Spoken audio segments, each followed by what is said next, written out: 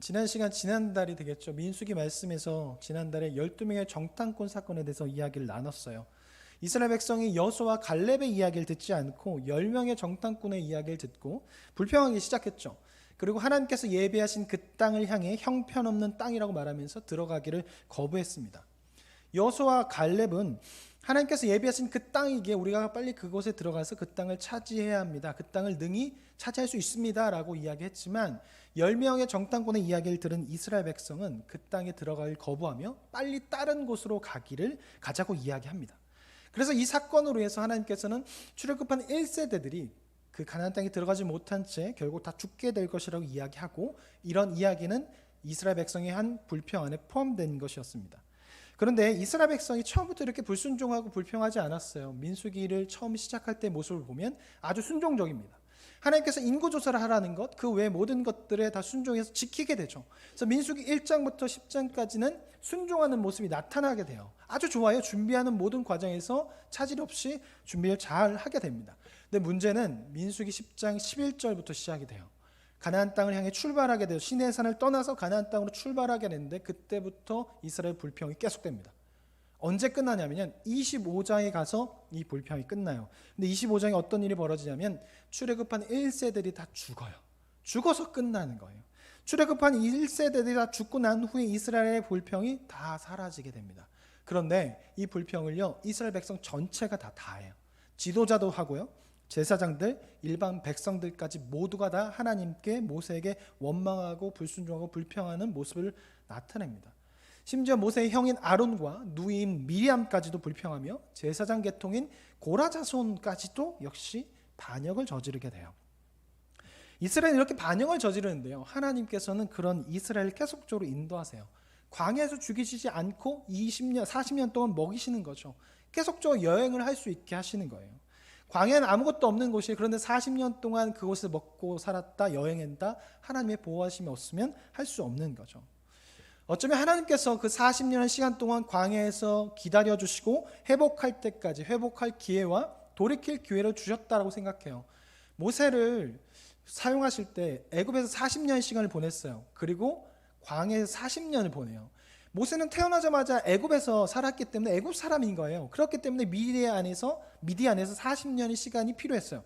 애굽 사람의 모습을 벗기 위해서, 애굽의 문화를 벗어내기 위해서는 40년의 시간이 필요했던 거죠. 그래서 하나님께서는 미디안 광야에서 40년 동안 모세를 기다려주시고 난 후에 이제 하나님의 백성으로, 하나님의 지도자로 사용할 때가 되었을 때 모세를 부르신 거예요. 그것처럼 출애굽한 1세대도 마찬가지인 거죠. 400년 동안 애굽에서 살았기 때문에 종으로 살았지만 이스라엘 백성은 그냥 애굽 사람인 거예요. 그렇기 때문에 그 색깔을 벗어야 하는 것이죠. 애굽에서의 모습을 벗어야 했기 때문에 하나님께서는 40년 동안 광야에서 기다리신 거예요. 그것을, 애굽에서의 모습을 벗을 시간을 기다리셨어요. 그런데 출애굽한 1세대들은 그 하나님의 신실하심과 그 기다리심을 계속적으로 배신으로 응대했고, 결국 그들은 끝까지 하나님의 말씀에 불순종하며 끝까지 애굽에서의 모습을 버리지 못해요. 계속 우상을 숭배하고 음행을 선택하게 됩니다. 그리고 민수기 22장부터 24장에 어떤 일이 벌어지게 되냐면 모압 왕 발락이 주술사를 불러요, 발람을 불러요. 그리고 이스라엘을 저주하도록 명령을 내리지만 발람이 저주를 하는 것이 아니라 축복을 하게 되죠. 그래서 이것으로 인해서 모압 왕 발락이 결국 전쟁을 포기하고 돌아가게 됩니다. 이것은 하나님의 보호하심이 있었던 거예요. 이스라엘 계속 불순종하고 불평하지만 하나님 계속 보호하고 계신 것이죠. 그런데 이렇게 보호하시고 난 후에 그 다음 장 25장에 보면 정말 말도 안 되는 일이 벌어지게 되는데, 하나님께서 모압 왕으로부터 이스라엘을 보호하셨는데 이스라엘이 어떤 행동을 하냐면 모압 사람과 내통을 해요. 모압 여인과 음란한 행위, 음행 성관계를 맺기 시작하고 그들이 섬기는 우사에게 제사를 지내요. 하나님께서는 모압 왕으로부터 이스라엘 백성을 보호하셨는데 지금 이스라엘 백성은 무엇을 하고 있냐면 모압과 내통을 하며 우상을 숭배하며 음행을 저지르며 그들을 위해 제사를 지내요. 보호하시는 하나님을 위해서 제사를 지내는 것이 아니라 자신을 저주하였던 그 나라를 위해서, 그 나라의 우사에게 그들의 여인, 그 나라의 여인과 함께 음행을 저지릅니다. 근데 여기서 끝나지 않아요. 이 사건으로 인해서 이스라엘 전체 역병이 퍼지게 됩니다. 그런데 그때 어떤 한 사람이 미디안 여인을 데리고 와서 모세와 온 회중이 보는 앞에서 자신의 텐트로 들어가서 성관계를 맺어요. 음행을 저지르는 거죠. 대놓고 모세를 거부하는 거예요. 하나님을 멸시하는 거예요. 모세, 당신 나의 지도자가 아니요, 하나님 당신 나의 신이 아니요 라고 하는 행동이었던 것이죠. 하나님께서 이스라엘을 애굽으로부터 구원하셨습니다. 홍해를 건너게 하셨습니다. 40년을 보호하셨습니다. 이끄셨어요. 얼마 전에 이스라엘 보호하셨어요. 그런데 이스라엘은 그런 하나님을 끝까지 거부하는 거예요. 하나님께서는 하나님을 여기지 않는 이스라엘 백성을 40년 동안 신실하게 보호하시는데 이스라엘은 자신이 좋을 때만 하나님을 섬기고 자신이 좋지 않을 때는 하나님을 섬기지 않은 거예요. 신실하신 하나님을 선택적으로 섬기는 것이죠. 하나님은 선택적으로 이스라엘 백성을 대하지 않으셨어요. 신실하게 이스라엘 백성을 대하셨는데 이스라엘 백성은 선택적으로 하나님을 섬기는 것이죠. 결국 자신이 마음에 들지 않을 때는 하나님을 섬기지 않고 자신이 마음에 들 때만, 드는 부분만 하나님을 섬겼던 거죠. 그래서 결국 40년 동안 하나님의 기다리심과 신실하심에 보호하심에도 하나님을 유일하신 하나님을 섬기지 않았던 그들은 결국 광야에서 죽을 수밖에 없었던 것입니다. 근데 오늘날 우리에게도 이런 신앙이 나타나요. 이런 신앙을 뭐라고 말하냐면 기복신앙이라고 말하죠. 근데 이 기복신앙이 시대가 지나갈수록 점점 다양해져요. 전에 과거에는 자녀의 잘됨과 돈을 두고서 기복신앙을 했다면 오늘날에는 모든 거의 대부분의 신자들이 기복신앙으로 살아가게 됩니다. 우리의 모습 안에 이런 기복신앙의 모습이 있지 않은지 생각해 봐야 돼요. 나는 기복신앙적으로 신앙생활을 하고 있지 않은지 생각해 봐야 돼요. 하나님이 신실하시거든요. 그런데 우리는 혹시 하나님을 선택적으로 섬기고 있지 않은지 생각해 봐야 합니다. 저희 아내가 나이랑 목사인데 유튜브를 하고 있죠. 그리고 얼마 전에 새롭게 하소서를 나왔어요. 근데 저는 집에서 아내랑 대화를 많이 하니까 아내의 공식적인 말투를 잘 못 듣겠어요. 이게 말투가 이상하다는 게 아니라 늘 아내만 이렇게 대화를 하는데 그 유튜브 말투와 공식적인 말투를 듣기가 약간 좀 오글거린다고 할까? 그래서 못 보겠어요. 그래서 아내 유튜브를 거의 잘 보지 않고 아니면 틀어놓고 그냥 조회수를 올리기 위해서, 그렇다고 조회수 안 나오는 거 아니에요?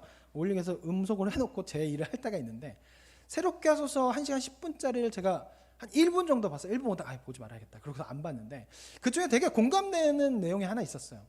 채워졌으면 좋겠다는 내용이었어요. 그게 뭐냐면 저는 어떻게 이해했냐면 채워져요. 하지만 그 채워짐이 다음날 되면 사라진다는 거죠. 마치 만나와 같은 거예요. 하나님께서 이스라엘 백성에 만나를 공급하셨어요. 그런데 그거 공급하고 그 다음날 공급 안 하는 것 공급하시지만 또다시 그것을 가져와야 돼요. 마찬가지라는 거죠. 은혜라는 것 채워진다는 것이 오늘 은혜를 받았으면 내일 또다시 구해서 그 은혜를 구해야 한다는 거예요. 그것이 계속 지속될 수는 없다라는 거예요. 지속되면 좋겠죠. 그런데 이 땅에서는 그렇지 않아요. 언제 그것이 계속 지속되고 충만함에 채워지냐면, 사라지지 않냐면 예수님께서 다시 오시는 그날에 예수를 만나면 그것이 계속적으로 지속되는, 사라지지 않는 거예요. 왜냐하면 그것이 어디로부터 오냐면 예수님으로부터 오는 평안이니까, 예수님으로부터 오는 은혜이니까, 예수님을 만나서 영원한 천국에서 함께 예수님과 살 때 그 충만함이 채워지지, 그 전까지는 날마다 매일매일 구해야 돼요. 만날 매일매일 가져와서 차지하고 가져와서 먹어야 하는 것처럼 우린 매일매일 그 은혜를 구해야 하는 것이죠. 어제 구한 은혜로 오늘 사는 것이 아니라 오늘은 오늘 구한 은혜로 오늘 살아가야 하는 거예요. 만약 그렇지 않는다면, 매일매일 하나님을 찾지 않는다면요, 우리 모두는요 다 기복신앙적으로 살아갈 수밖에 없는 거예요. 그렇기 때문에 우리는 매일매일 기도와 말씀으로 하나님을 찾아야 하는 거죠. 내가 있는 그 처소에서 예배당에 나와서 하나님을 찾아야 돼요. 그렇지 않으면 모두가 다 기복신앙적인 삶을 살아갈 수밖에 없습니다. 여러분 어떻게 살고 계신가요? 매일매일 하나님을 찾지 않는다면 여러분은 지금 기복신앙을 하고 있는 것입니다. 기복신앙을 하는 것이 아니라 하나님께서 신실하게 우리를 사랑하시기 때문에 우리도 하나님을 선택적으로 섬기는 것이 아니라 하나님을 신실하게 섬기는 우리가 되어야 할 것입니다. 25장에 보면 이제 비느하스가 마지막으로 1세대들을 죽이게 돼요. 그렇게 됨으로 해서 1세대가 다 죽어요. 그리고 26장에 되면 무엇이 나오냐면 마치 민수기 1장 말씀처럼 인구조사를 실시하는데 2세대들의 인구조사인 것이죠. 그러니까 모든 것이 새롭게 시작되는 거예요. 그렇기 때문에 이제 모든 것이 새롭게 시작되기 때문에 이전 것은 사라져야 하는 거예요. 만약에 이전 것이 있다면, 만약에 출애굽한 1세대들이 그 자리에 남아있다면 그 기복신앙이 2세대들에게 이어질 것이고 결국 2세대들은 제도를 시작하지 못한 채 다시 또 심판을 받고 또다시 그것이 반복될 거예요. 그래서 결국 1세대들이 사라지고 난 후에, 죽고 난 후에 2세대들로부터 하나님께서 새로운 하나님 나라를 다시 만들어 가시는 거죠. 그렇기 때문에 우리가 무언가 새롭게 시작하기 위해서는요, 이전 것을 치워버려야 돼요. 나를 기복신앙적으로 만드는 것들, 나로 하여금 하나님을 보지 못하게 하는 것들, 나로 하여금 하나님을 우상처럼 만드는 것들을 치워버려야 돼요. 그것을 치워버리고 난 후에 나의 새로운 인구조사, 신앙의 인구조사를 해서 새롭게 바꿔나가야 하는 거죠. 만약에 그것을 치워버리지 않는다면요, 결국 새롭게 시작하더라도 다시 그것을 선택해요. 제가 지금 다이어트를 좀 하고 있어서 94kg까지 쪘다가 지금 한 87kg까지 뺐습니다. 얼굴이 자꾸 빵빵하다고 자꾸 사람들이 얘기해서 좀 살을 빼고 있는데, 제 책상 앞에 OS가 났어요. OS를 누가 줬어요. 저희 주일학교 아이가 줬어요. OS를. 너무 먹고 싶은 거죠, 다이어트 하는데. 근데 그것을 치우지 않으면 어떻게 될까요? 다이어트 해보신 분은 아실 거예요. 그것을 치워버리지 않으면 결국 먹어요. 이거 빨리 먹어야지 내가 다이어트 잘할 수 있어. 그리고 제 위에 사무실 그 서랍 그 책장 위에 라면이 있었거든요. 비빔면 2개 있었는데, 비빔면 칼로리가 엄청 높지만 너무나 맛있잖아요. 그 너무나 먹고 싶은 거죠. 그 상태에 계속 두면 어떻게 될까요? 그걸 결국 먹게 돼 있어요. 치우지 않으면. 마찬가지라는 거죠. 우리가 신앙생활 하는데 기복신앙적으로 하게 하는 것들, 하나님을 멀리하게 하는 것들을 내 곁에 둔 상태로 새롭게 시작한다? 결국 그것을 다시 찾게 돼 있어요. 그렇기 때문에 그것을 치워버려야 하는 거죠. 이전 것들을 치워버리고 난 후에 다시 새롭게 시작해서 나의 신앙의 문제가 무엇인가, 내가 새롭게 할 수 있는 것이 무엇인가, 그것을 보아야 하는 것이죠. 그래야 우리는 온전하게 하나님을 선택하며 살아갈 수 있습니다. 하나님은 신실하게 우리를 보호하십니다. 우리를 주의 길로 인도하십니다. 하나님께서 이스라엘 백성을 그런데 하나님께서 이스라엘 백성의 음행을 그대로 두지 않으셨어요. 결국 심판하셨죠. 그거와 마찬가지로 우리가 다른 길로 계속 간다면요, 하나님이 아닌 다른 것을 선택해서 계속 간다면 하나님은 오래 참으실 거예요. 하지만 계속 참으진 않으세요. 결국 심판을 통해서, 결국 형벌을 통해서 돌이키게 하시는 거죠. 그렇기 때문에 우리는 하나님의 오래 참으심과 신실하심에 이스라엘 백성처럼 음행과 우상 숭배로 갚는 일이 없어야 할 거예요. 하나님은 우리를 사랑하시지만 그 오래 참으심이 계속되지는 않습니다. 저희 아들이 밀크티라는 것으로 공부를 해요. 그러니까 패드를 통해서 공부를 하는데, 펜슬을 사용해서 막 적다가 그 공부를 다 끝내고 나면 이제 영상을 3개 정도를 볼 수 있게 하더라고요. 아니면 영상을 통해서 교육적인 영상을 보여주는데, 그 중에 하나 본 영상이 뭐냐면 어떤 부모님이 간식에 대한 것이었어요. 간식을 주는데 어떤 부모님이 한 4-5살 정도 돼 보이는 아이에게, 아기가 너무 좋아한다고 아이스티를 매일 한 잔씩 준다는 거예요. 근데 아이스티가 은근히 엄청나게 설탕이 많이 들어있고 그 안에 카페인이 엄청나게 많이 들어있어요. 거기서는 37mg이 들어있대. 우리가 먹는 아메리카노 정도에 들어있는 거죠. 성인 기준으로 100mg의 카페인이 들어있으면 고카페인이라고 표기를 해야 돼요. 근데 아이에게, 이제 4-5살 아이에게 37mg? 엄청난 거죠. 아이 주면 안 되잖아요. 그런데 아이를 키워보신 분 알 거예요. 아이가 아이스티 먹고 싶다고, 나 한 잔만 먹게. 그럼 마지막이야, 이제 안 준다? 이렇게 하고 분명히 한 잔을 더 줄 거고, 그렇게 해서 한 2잔 되면 3잔 주면 100ml가 넘어갈까요? 과연 이게 좋은 부모일까요? 좋지 않은 부모이죠. 바른 부모가 되기 위해서는 그것을 끊어야 돼요. 아이가 좋아한다고 해서 그것을 계속 주어서는 안 되겠죠. 그것을 끊어야 하고, 그런 끊는 과정에서는 아이가 싫어하는 행동을 할 수밖에 없어요. 훈육을 해야 되고 교육을 해야 되고 엄한 소리를 해서 그것을 끊고 다른 간식을 줘야 하는 거죠. 하나님이 우리를 사랑하시고 우리를 신실하게 인도하십니다. 하나님은 그 나라에 갈 때까지 우리 인도하세요. 가장 좋은 것으로 가장 필요한 것을 주십니다. 그런데 때로는 우리의 생각으로 하나님이 신실하지 못한 것 같을 때가 있어요. 하나님께서 내 삶에 관여하지 않으신 것 같을 때가 있어요. 내 삶을 인도하지 않으신 것 같다는 생각이 들 때가 있어요. 그러면 어떻게 되냐면 하나님의 사랑을 느끼지 못하니까 결국 다른 것을 통해서 나의 허전함과 그 사랑을 채우려고 합니다. 결국 다른 것을 사랑하는 것이죠. 근데 그것이 나를 하나님으로부터 멀어지게 한다는 것은 알아요. 근데 우리는 자주 나를 지금 좋게 하는 그것을, 지금 나를 행복하게 하는 것들을 선택하며 살아가게 됩니다. 물론 우리는 이 땅 가운데 살아가요. 예수님 오시는 그날까지 이 땅을 만드셨고 이 땅에서 번성하며 누리며 살라고 말씀하셨기 때문에 이 땅의 것을 누리며 살아가야 돼요. 그런데 그 이 땅의 것이 전부가 되어서는 안 되는 거죠. 이 땅의 것보다 하나님을 찾는, 이 땅의 것 때문에 하나님을 찾는 시간이 사라져 버린다면, 하나님께 등 돌리는 일이 생긴다면 안 된다는 거죠. 우리 안에 그런 것들을 다 치워버리고 우리는 새로운 세대로 시작해야 합니다. 그렇게 우리는 출애굽한 1세대가 아니라 2세대, 즉 모세와 여호수아와 갈렙과 함께 새롭게 시작하는 2세대들처럼 우리 안에 있는 우상과 불신을 치워버리고 새롭게 시작하는 우리가 되어야 합니다. 우리 안에 치워버려야 할 것이 무엇인지 생각해 보시고, 그래서 기복신앙이 아니라 선택적으로 신앙생활하는 것이 아니라 신실한 신앙생활하는 우리가 되었으면 좋겠습니다. 26장부터는요 출애굽한 2세대들의 이야기가 시작돼요. 그래서 인구조사를 실시하게 됩니다. 그리고 모든 주도권이 2세대들에게 넘어가요. 왜냐하면 1세대가 다 죽었거든요. 그래서 1세대 부모님이 하던 역할을 이제 자녀들이 해야 해요. 그 자녀를 통해서 이제 가나안 땅에 들어가서 제사를 지내야 하고 절기를 지내야 돼요. 그렇기 때문에 무엇을 해야 하냐면 교육을 시켜야 되는 거예요. 모세가 이 세대들에게 교육을 시키는 거죠. 새롭게 지도권이 넘어갔어요. 모세도 여호수아에게 지도권을 넘겨줬어요. 그렇기 때문에 이제 새로운 교육을 시키는 거죠. 교육을 받고 난 후에 하나님께서 무엇을 하시냐면 전쟁을 하게 하세요. 하나님을 믿는 믿음을 주기 위한 것이죠. 그래서 미디안과의 전투를 하게 하는데 그 전쟁은 완전히 이기는, 그리고 완전히 진멸시키는 헤렘 전쟁을 해야 하는 거예요. 완전히 무너뜨려야 하는 거죠. 왜냐하면 미디안이 이스라엘 우상에 빠뜨리게 하고 결국 여러 가지 죽음을 갖게 했기 때문에 하나님께서 이스라엘 백성에게 보여주시고 이제 앞으로 가나안 땅에 들어가서 정복하게 될 텐데 하나님 믿고 따르면 그 전쟁에 승리할 수 있음을 보여주기 위해서 미디안과의 전쟁을 해요. 그런데 완전히 없애버리라고 말해요. 전리품을 가져오지 말라고 말하거든요. 그런데 이스라엘 그 2세들이요 순종하지만 전리품을 가져와 버려요. 그래서 모세가 그들을 다시 교육시켜요. 그리고 부정한 행동을 했기 때문에 이들이 부정하게 되었기 때문에 정결의식을 거행함으로 인해서 하나님과 멀어진 이스라엘을 다시금 가깝게 합니다. 그리고 광야에 대한 그런 회상을 하고 난 후에 이제 가나안 땅에 들어가서 직접 땅을 분배할 것에 대해서 이야기하는데 그 가운데 오늘 말씀이 이제 나오게 되는데 오늘 말씀이 무엇이냐면 바로 레위 지파에 대한 땅 분배예요.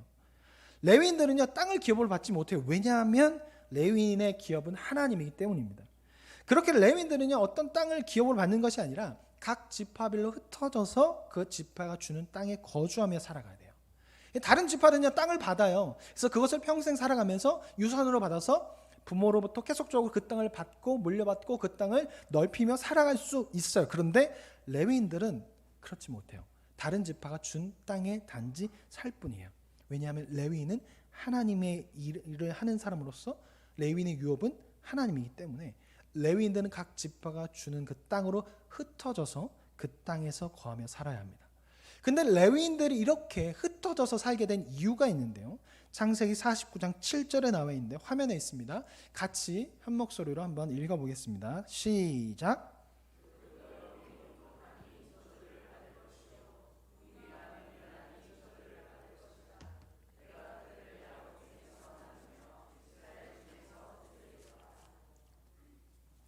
야곱이 애굽에 가서 살게 되잖아요. 노년에. 근데 죽기 직전에 12명의 자녀들을 불러 모읍니다. 그리고 축복의 말을 전해요. 축복의 예언을 한 것이죠. 근데 레위에게는 저주를 내려요. 너가 결국 흩어져서 살게 될 것이라고 말했죠. 이런 저주를 내리게 된 이유는 창세기 34장에 있습니다. 다말 사건인데요. 이 시므온과 레위가 결국 거짓말을 해서 세겜 족속의 아들과 세겜 족속을 죽이게 돼요. 피를 흘리게 된 것이죠. 그래서 이것으로 인해서 저주를 받게 된 거예요. 그래서 레위인들은 자신의 기업을 받지 못한 채 각 지파로 흩어져서 그들이 주는 성읍 안에서 살게 되는 것이죠. 그러나 레위 지파는 계속되는 저주받는 삶을 살지 않았어요. 인간 아버지는 레위를 저주했어요. 그런데 하나님 아버지는 그 저주를 하나님의 일하심을 바꾸어서 하나님의 일꾼을 만드셨고 하나님의 일꾼으로 흩어져서 하나님의 일꾼으로 살게 하셨습니다.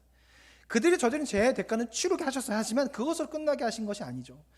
계속적으로 저주받은 자의 후손으로 살게 하시지 않으셨어요. 하나님의 일꾼으로 살게 하신 거죠. 그래서 레위인은 각 지파에 흩어져서 하나님의 일꾼으로서 하나님의 사람으로서 그들 가운데서 살아가면서 각 지파가 하나님으로부터 멀어지지 않도록 하나님의 백성으로부터의 모습으로 벗어나지 않도록 하게 하신 거죠. 레위 지파는 이스라엘 전체 지역이 퍼져 살았대요. 그 지역이요 각 지파가 사는 접경 지역이었대요. 그러니까 48개 성읍이 모든 지파가 다 레위인들의 삶을 볼 수 있는 그 지역에 그 레위인들의 성읍이 48개가 있었다는 거죠. 그렇기 때문에 모든 지파는 레위인들의 삶을 보면서 살아갔다는 거예요. 근데 레위인들이 분배받은 성읍의 크기가요 당시로서는 아주 작은 성읍의 크기였대요. 그러니까 겨우 이 가축들을 보관하고 겨우 그런 제사 물품을 보관할 수 있는 그 아주 작은 규모의 그런 성읍에서 살게 되었다는 거죠. 그런 작은 성읍으로 인해서 사람들 사이에 지파 사이에 퍼져서 살아갔다라는 거예요. 그렇다면 왜 하나님께서 이스라엘에게 이렇게 하셨을까? 그 첫 번째 이유는 레위 지파를 통해서 이스라엘에게 하나님 나라 백성의 삶이 무엇인지 보여주기 위한 것이었습니다.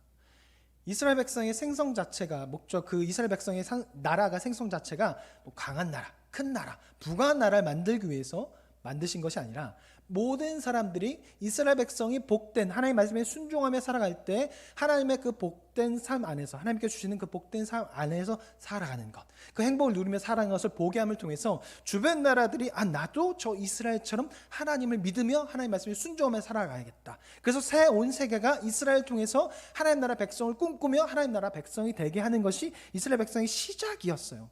그렇기 때문에 지금 레위인이 그것을 보여줘야 하는 거죠. 흩어져서 작은 규모의 성읍 안에 살아도 하나님께 주시는 복으로 인해서 행복할 수 있다는 것, 복된 삶을 살아갈 수 있다는 것, 부와 강함과 명예가 하나님의 임재와 거룩함을 나타내는 것이 아니라 순종하는 삶이, 죄에서 떠나 하나님 은혜 안에서 사는 삶이 하나님의 임재와 거룩함을 나타낸다는 것을 보여줌으로 인해서 이스라엘 각 지파가 그것을 보고 그것을 꿈꾸며 그런 삶을 살 수 있게 하기 위해서 하나님께서 레위 지파를 흩으신 것이죠.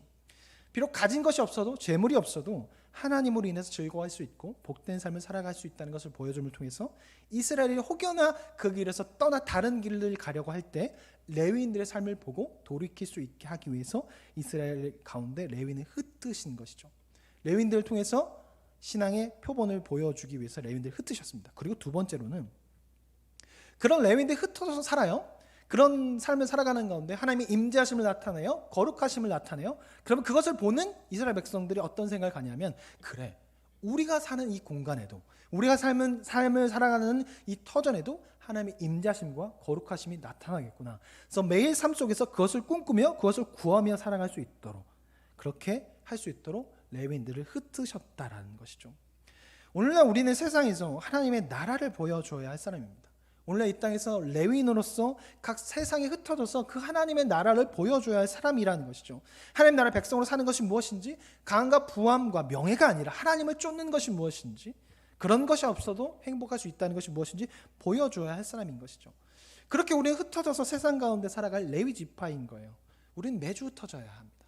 주일 예배를 드리고 난 후에 주일 예배를 통해서 예수님을 만나고 하나님을 만나고 주중에 이제 세상으로 흩어져서 그 하나님을 보여줘야 하는 것이죠. 그 하나님의 나라를 보여줘야 하는 것이죠. 하나님 나라의 백성의 모습이 무엇인지 보여줘야 합니다. 그렇게 우린 주일 예배 때 하나님을 만나야 돼요. 그리고 난 후에 흩어져서 그 사는 모습에서 예수님을 보여줘야 하고 하나님 나라의 백성의 모습을 보여줘야 합니다. 세상은 우리를 통해서 다른 것을 보는 것이 아니라 하나님을 보아야 하는 것이죠. 예수님을 보아야 합니다. 세상에서 다른 것이 아닌 하나님을 드러내고 예수님을 드러낼 수 있는 우리가 되었으면 좋겠습니다. 그러기 위해서는요, 우리가 레위인의 삶을 사는 것에 대해서 불평을 가지지 말아야 돼요. 그리고 우리가 이 땅보다 하나님의 나라를 더 사모하는 삶을 살아가야 합니다. 만약 레위인들이요, 자기에게 분배받은, 어떻게 보면 레위인은 전세의 삶을 사는 거예요. 자기의 집이 생기는 것이 아니라요, 전세의 삶을 사는 거죠. 그냥 붙어 사는 거예요. 그런 삶에 대해서 이게 불만을 가지고 더 많은 성읍을 갖기 위해서, 더 많은 목초지를 갖기 위해서 행동을 한다면 결국 그 레위인의 삶에는 문제가 발생할 것이고, 그 삶을 보고 있는 이스라엘도 신앙적으로 문제가 발생할 거예요. 하나님 나라 백성인 우리가 가장 행복할 때가 언제일까요? 가장 복될 때가 언제일까요? 하나님의 안에 거하며 하나님을 찬양하며 예수 그리스도의 은혜가 나를 울리며 내 안에 가득할 때입니다. 우리는 이때 어떤 무엇과도 바꿀 수 없는 그 평안과 평강이, 기쁨이 우리 가운데 넘쳐나기에 세상에서 주어진 어떤 것보다 더 큰 행복을 누리게 돼요. 왜냐하면 하나님 나라 백성이니까. 하나님 나라는 하나님이 계신 것이에요. 예수님이 계신 것이에요. 이 땅에서 우리가 그것을 간접적으로 경험할 수 있죠. 예배를 통해서 은혜를 경험하는 것, 하나님의 임재하심을 누리게 되는 것, 거룩하심을 누리게 되는 것, 그것이 바로 하나님의 나라를 간접적으로 경험하는 것이죠. 그렇기 때문에 하나님 나라 백성인 우리는 그 안에서 살아갈 때 가장 행복합니다. 그렇기 때문에 우리는 이 땅에 살아가요. 그렇기 때문에 이 땅의 것을 누리며 살아가긴 해야 해요. 하지만 그것보다 하나님의 임재하심을 더 꿈꿔야 하고, 그것보다 예수 그리스도의 은혜를 더욱더 사모해야 합니다. 만약 그것보다 다른 것을, 이 땅의 것을 더 좋아한다면 우리는 이 땅에서 하나님 나라의 백성으로 살아가지 못하게 됩니다.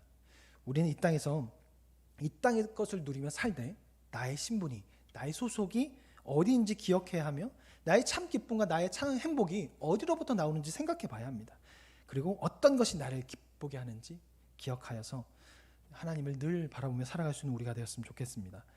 우리 마지막으로 6절부터 8절까지 보면 이스라엘 각 지파가 레위인들에게 줄 그 성읍에 대해서 이야기하는데, 각 지파별로 많이 가진 지파는 많이 줘야 돼요. 그리고 적게 가진 지파는 적게 줘야 합니다.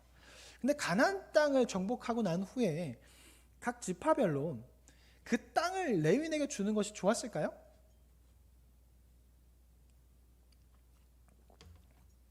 그들이 봤을 때 레위 지파는 그냥 별로 하는 게 없는 것처럼 보여지는 거예요. 그러니까 그들은 피땀 흘려서 전쟁을 하자 창칼을 들고 들어가서 누군가 죽어나가고 형제가 죽어나가고 그렇게 해서 어렵게 정복한 땅이요.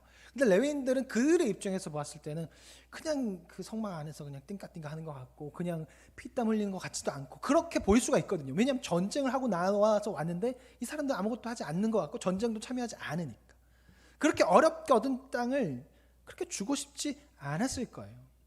그래서 실제적으로요. 가나안 땅을 정착하고 난 후에 가나안 땅에서 그 성읍을 레위인에게 주게 되는데 그 양을 보면 이사갈 지파가 4개를 주고요. 에브라임 지파가 4개를 줘요. 그런데 문제는 무엇이냐면 이사갈 지파의 수가 64,300명이고 에브라임 지파의 수가 32,500명이에요. 2배예요. 그런데 똑같이 4개를 준 거죠. 이사갈 지파가 더 안 줬어요. 주고 싶지 않아서 아까워서.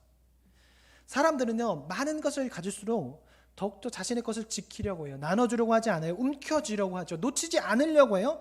그래서 많은 것을 가진 자들은 더 많은 것을 가지려고 불법을 일삼고 세금을 수탈하고 법조인을 동원해서 돈을 매수해서 자신의 잘못을 가리려고 하고 불법으로 주가를 조작해서 더 많은 돈을 얻으려고 합니다.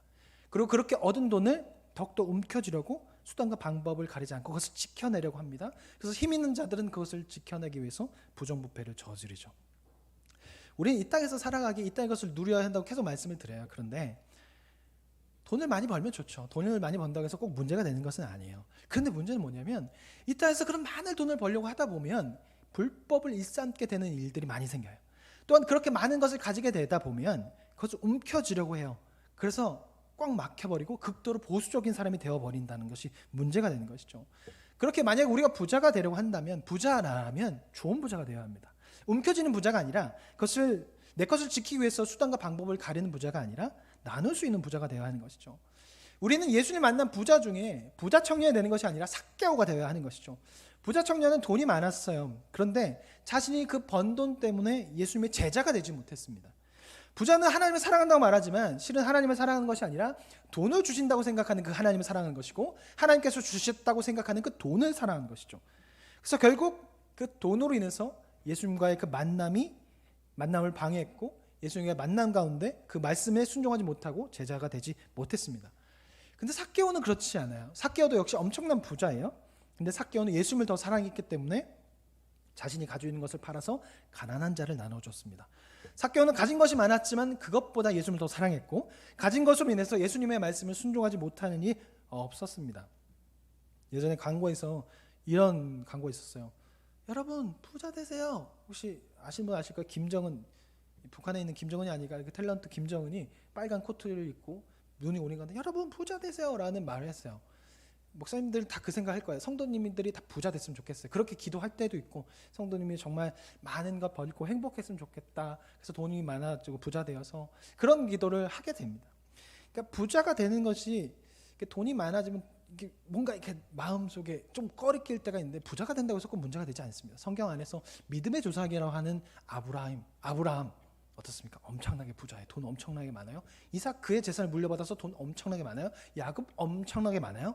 그의 아들 요셉 애굽의 2인자였습니다. 집이 얼마나 컸을까요? 돈 엄청나게 많았을 거예요. 그리고 다윗 끝판왕이죠. 이스라엘 전체의 왕이었고 부자였습니다. 부자라고 꼭 나쁜 건 아니에요. 그런데 좋은 부자가 되어야 하는 것이죠.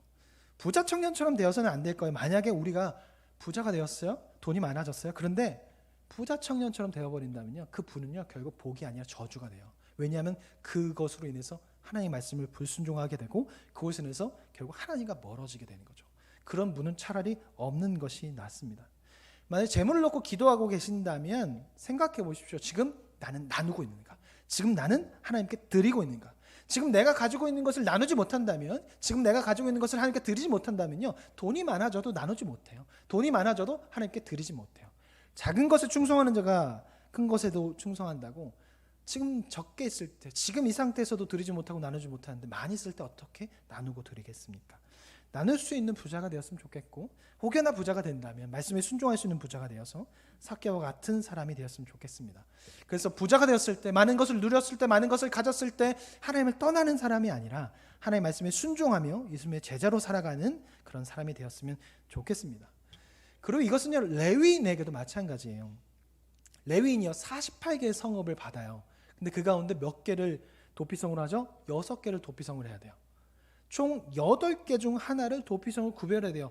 전세 살고 있는데 그 전세로 살고 있는 그것을 또 내줘야 된대요. 세상 사람들에게, 잘 살고 있는 사람들에게 내어줘야 한대요. 8개 중 하나를 그들의 피난처로 제공해야 돼요. 근데 레위인이 이것이 아깝다고, 이것을 내놓기 싫어서 그들이 더 많은 것을 가지려 한다면 그들은 자신의 신분을 망각한 거예요. 자신의 본분을 망각한 거예요. 그렇게 되다면 이스라엘은 결국 신앙의 표본을 잃어버리게 될 것입니다. 목회자들의 삶은요, 세상 가운데 살아가지만 신분의 상승, 재물의 복, 많은 것을 가지는 삶을 꿈꾸는 것이 아니라, 그렇지 않아도, 혹여나 그렇지 못하더라도 복된 삶을 살아가는 것을 보여주는 것이 목회자의 삶입니다. 그러니까 재물을 탐하는 것이 아니라 하나님을 탐하며 살아가는 것이죠. 만약 이것을 목회자가 놓친다면 그 목회자는 그 역할을 망각한 것이고, 그리고 그 교회는 결국 표본을 잃어버려서 문제가 발생하게 될 것입니다. 최근에 몇 달 전에 제가 아는 형에게 전화가 왔어요. 그 형이 계속 방탕하게 살았어. 막 살았죠. 근데 2년 전에 회심을 했어요. 예수님을 만나고 말씀 생활, 기도 생활을 엄청나게 열심히 하는 거죠. 통독도 막 엄청나게 많이 하고, 말 교회에서 자면서 기도하고, 거기서 밤새서 기도하고, 그러다 보니까 이제 새롭게 눈이 바뀐 거예요. 근데 문제는 무엇이냐면, 이전에 회심하기 전에는 목사님이 어떤 설교를 하든, 목사님이 어떤 행동을 하든, 어떤 태도를 취하든 관심이 없었어요. 그건 알아서 해라. 난 내 삶 살겠다. 근데 회심하고 난 후에 보니까 이게 도저히 이해가 안 된다는 거예요. 그 목사님이 자기는 돈에 관심이 없다고 말하고, 돈 걱정 안 한다고 말하고, 노후 걱정 안 한다고 설교하면서 이미 노후 준비를 다 해놓은 거예요. 선교 갈 준비 해놓고 이미 돈을 다 마련해놓고, 난 노후 준비 걱정 안 한다. 노후 준비하는 건 믿음 없다 라고 말해. 자기는 다 준비하고 난 후에, 그리고 장례식 설교 난 후에 뒤로 가서 300만 원 봉투 내놓으라고 말한대요. 그리고 돈에 관심이 없다고 말한대요. 이걸 듣고 모르겠다는 거예요. 아니 도대체 이제 내가 회심하고 난 후에 보니까 도대체 이해가 안 된다는 거예요. 저한테 물어보는데 다 모르죠. 그분이 되어보지 않으니까. 아니, 그 목사님은 도대체 믿음이 있는 건지, 아니면 처음엔 그렇지 않았는데 지금 이렇게 변질된 것인지 도저히 이해가 안 돼요. 뭐가 맞냐라고 그렇게 저한테 하소연을 하더라고요. 그런데 이 모습이요, 이 교회만의 문제일까요? 이 모습이 꼭 목회자만의 문제일까요? 그렇지 않다고 생각합니다. 다른 교회도 있을 거고, 그리고 어쩌면 우리 교회 안에 있을 수도 있을 겁니다. 우리는요, 삶으로 믿음을 보여줘야 합니다. 그래야 사람들은 우리가 믿는 하나님을 보려고 해요. 그래야 사람들은 우리가 믿는 예수님에 대해서 들으려고 해요. 삶으로 보여줘야, 삶으로 믿음을 보여주는 우리가 되었으면 좋겠습니다. 우리는 저 천국을 꿈꾸며 이 땅에서 그 천국을 사는 사람들입니다. 우리의 신분을 늘 기억했으면 좋겠고, 그래서 하나님을 꿈꾸며 예수님의 제자로서 삶을 살아갈 수 있는 우리가 되었으면 좋겠습니다. 같이 찬양하고 좀 기도했으면 좋겠는데, 찬양팀 좀 도와주시고 나는 주님께 속한 자 기도할 텐데, 나의 삶에 하나님의 임재가, 오늘 예배 가운데 하나님의 임재를 경험하여서 그것을 보고 날마다 하나님의 나라 백성의 모습을 살아갈 수 있도록 레위인으로서 흩어져서 세상 가운데 하나님의 임재하심과 거룩함을 나타낼 수 있는 내가 되게 나로 같이 기도했으면 좋겠습니다.